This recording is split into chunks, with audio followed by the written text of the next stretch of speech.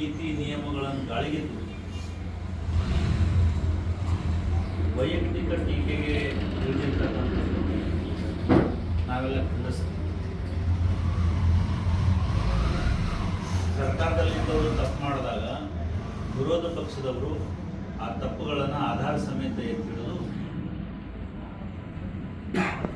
ಸರಿಪಡಿಸ್ತಕ್ಕಂಥದ್ದು, ಜನರ ಮಾಹಿತಿ ತರ್ತಕ್ಕಂಥದ್ದು, ಚರ್ಚೆಗೆ ತರ್ತಕ್ಕಂಥದ್ದು ಸರ್ವೇ ಸಾಮಾನ್ಯ ಮತ್ತು ಅದು ಸ್ವಾಗತ ಕೂಡ.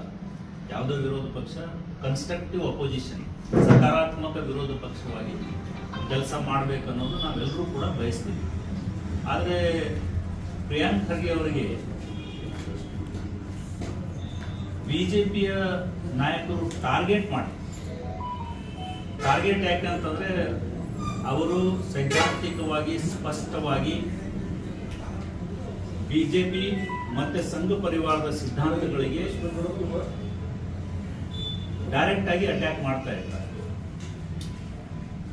ಆಮೇಲೆ ಕೇಂದ್ರ ಸರ್ಕಾರದ ತಪ್ಪು ನೀತಿಗಳ ವಿರುದ್ಧ ಮಾತಾಡ್ತಾ ಇದ್ದಾರೆ.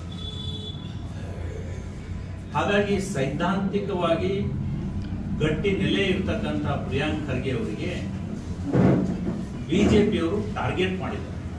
ಇದು ತಪ್ಪು ಅಂತ ನಮ್ಮ ಭಾವನೆ ಇದೆ.